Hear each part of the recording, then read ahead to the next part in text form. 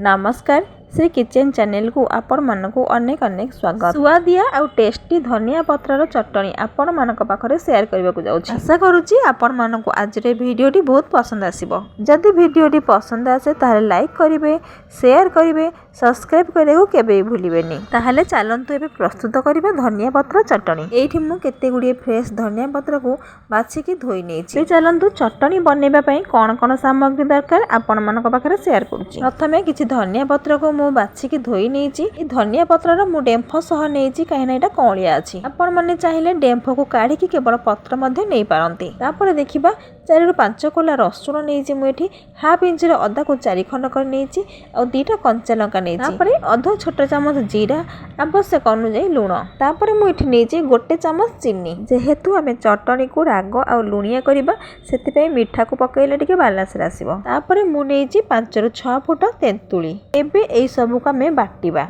सेति मु एथिरे व्यवहार करिछि शिल। चटनी बाटिबा पई जो सब सामग्री रखिथिले ना ताको एबे सब धीरे धीरे शिल रे दे देबा। चटनी बाटिला बेले पानीर आवश्यकता निश्चिंत पड़िबो, किंतु मोर एठी किछि पानी दरकार पड़िबोनी काहेकि ना मु एठी नेछि कौलिया धनिया पत्र। एठी आपण माने चटनी बाटिबा पई मिक्सिंग जार मध्ये व्यवहार करि परिबे। शिल बटा मसला हेउ कि चटनी शिल रे बाटिबा द्वारा तार अलगा गोटे टेस्ट आसे। सेति पई मु शिल को व्यवहार करछि। चलंतु एबे आमे आकु सब चिकन करी भल भाबे बाटि नेबा।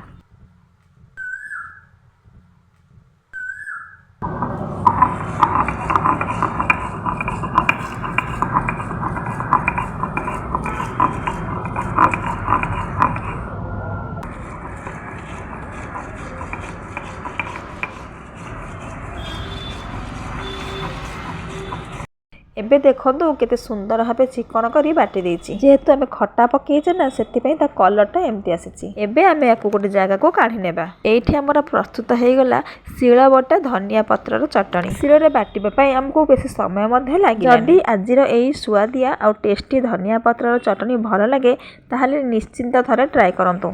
आउ केमिति लागिला मते कमेंट माध्यम रे निश्चिंत जणैबे। पुनी देखा हेबो आउ एक नुवा वीडियो रे। से पर्यंत पई रहिली। नमस्कार, जय जगन्नाथ।